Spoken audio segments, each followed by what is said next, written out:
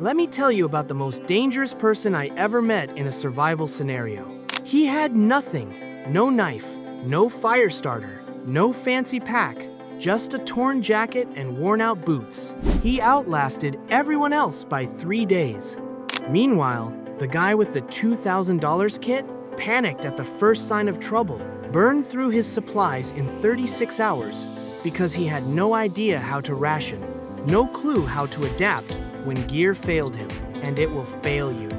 Gear breaks, gets stolen, gets lost when you're running and have to ditch weight. But here's what nobody in the survival industry wants you to understand, because it doesn't sell products. The most critical survival equipment you will ever own cannot be purchased. It cannot be shipped to your door. It lives between your ears. This is where most people click away. They want the gear list, the Amazon links. They want to feel prepared by swiping a credit card. But if you're still here, you're ready for something different. You're ready to build the one bug-out bag that can never be taken from you. Today, I'm giving you 10 survival skills that matter more than anything you could ever buy. Not theory, not fantasy scenarios. Real capabilities that will keep you breathing when everything else falls apart. Skill 1, situational awareness. The fantasy version, you're walking through a post-collapse city. Tactical training kicks in. You spot the threat, neutralize it, move on like an action hero. Reality, most people wouldn't notice a threat if it walked up and introduced itself. Heads down, distracted, lost in their thoughts. In a crisis, that mental fog becomes lethal. Situational awareness isn't paranoia. It's not scanning rooftops for snipers. It's developing constant, relaxed attention to your environment. What's normal here? What just changed? Who's watching you? Where are the exits? Picture this. Power's been out 48 hours. You're walking to a water distribution point. Most people focus on the line ahead. You notice the group of young men near that alley, watching who comes and goes, noting who looks weak, who's carrying supplies. That observation costs nothing, requires no gear, just saved you from a confrontation that could have ended badly. This skill makes every piece of equipment valuable. Your knife doesn't help if you never see the threat coming. Train it now. Every room you enter, identify 2 exits. Notice who's there. What feels off? On your commute, recall details of people you passed. Practice until automatic. Skill 2, decision-making under pressure. The fantasy. You're calm and collected when everything goes sideways, cool under fire. Reality. Stress makes you stupid. Your prefrontal cortex starts shutting down when heart rate spikes. You lose fine motor control. Vision narrows. You become reactive instead of strategic. Most deaths in crisis situations aren't caused by the crisis itself. They're caused by bad decisions made in the first few minutes. Panic choices, impulsive reactions, freezing when action was needed. House fire. Maybe 3 minutes of survivable conditions. The trained person grabs the kids, moves toward the exit they already identified. The untrained runs toward flames, trying to save possessions. Opens doors without checking for heat. Makes fatal errors while their brain screams to do something, anything. This skill is trainable. Practice making decisions under controlled stress. Cold showers, timed physical challenges. Competitive sports. Anything that elevates heart rate while requiring thought. The goal isn't eliminating stress. The goal is building familiarity with how your body responds. When you know your panic response, you can manage it. Take that breath. Slow down 1 beat. Make the choice that keeps you alive. No gear compensates for a mind that collapses under pressure. Skill 3. Firecraft. The fantasy. Just need a fire starter. Ferro rod. Waterproof matches. Lighter. Problem solved. This is where people die. Fire isn't about ignition. Ignition is the easy part.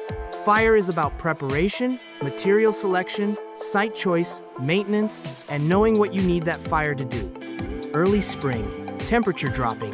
You've been wet for hours. Got a lighter. Great. Now look around. Everything is damp. Wood is soaked. Wind cutting through trees. That lighter means nothing if you can't identify which materials still catch, how to process them, how to build a structure that sustains flame. Real firecraft means understanding tinder, kindling, and fuel. Dead, dry branches still attached to trees are drier than anything on the ground. Birch bark, fatwood, dried grass, even certain fungi.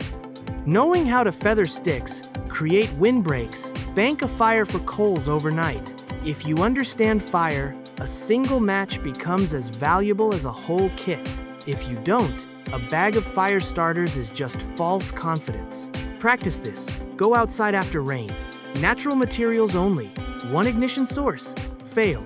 Learn why. Try again. Skill 4. Water sourcing and purification. 3 days. That's the timeline before dehydration seriously degrades your performance. The prepper fantasy.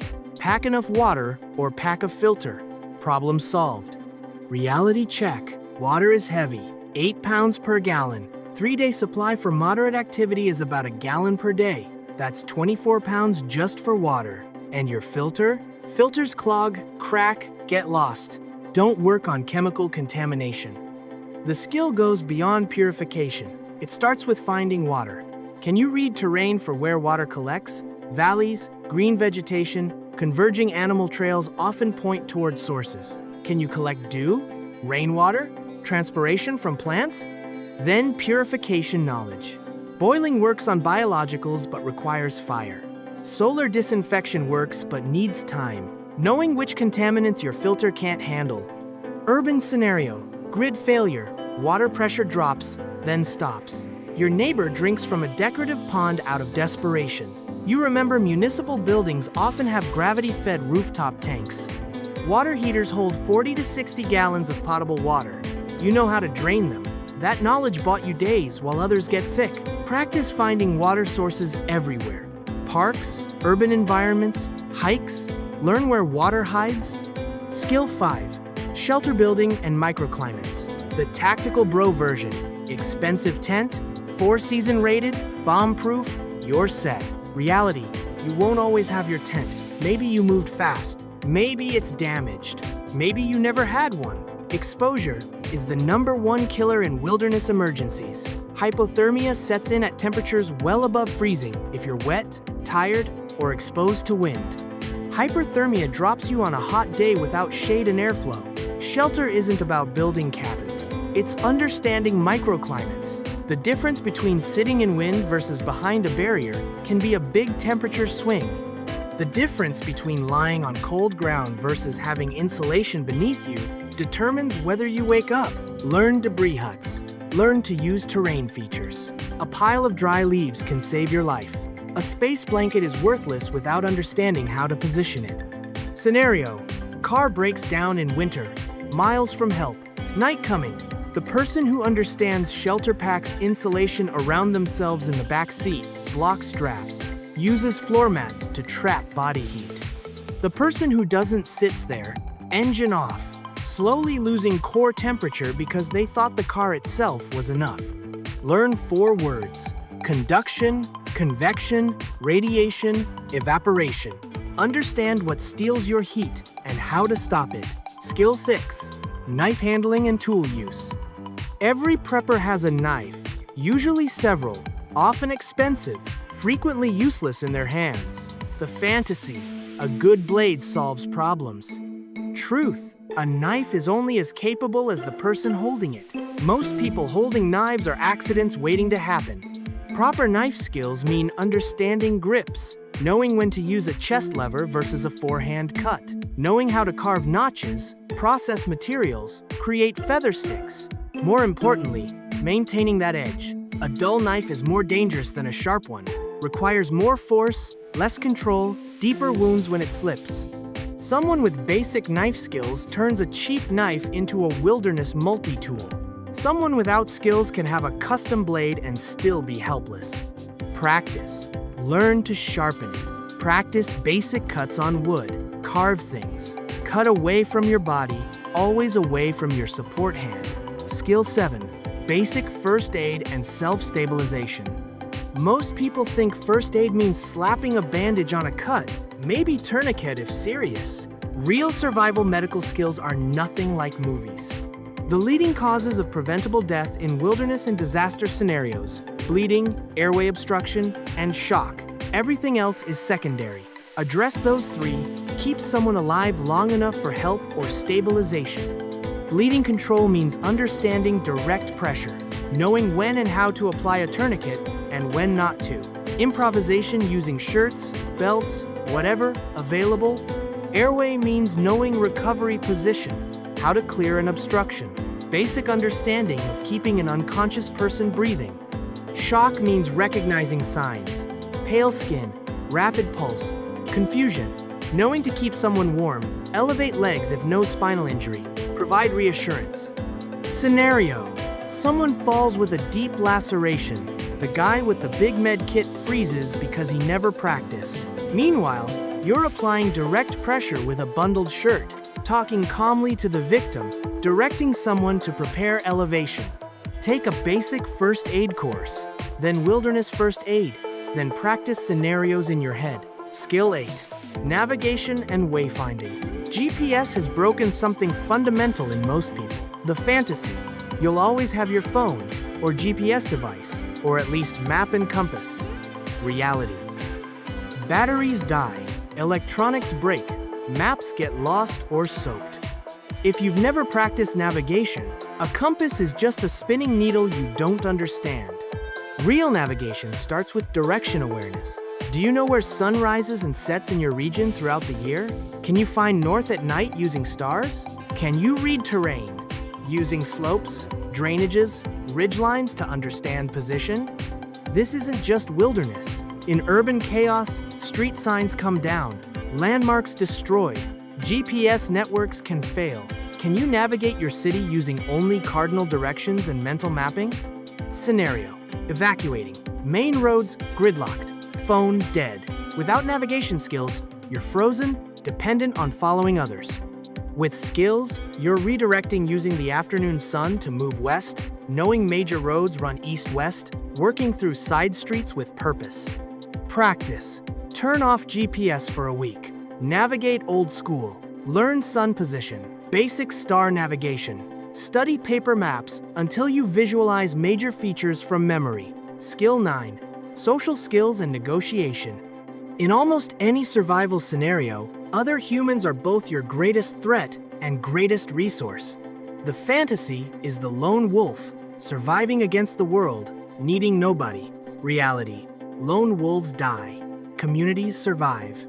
Your ability to read people, de-escalate conflict, negotiate, build alliances, contribute value to a group, this is survival currency. Can you tell when someone's lying?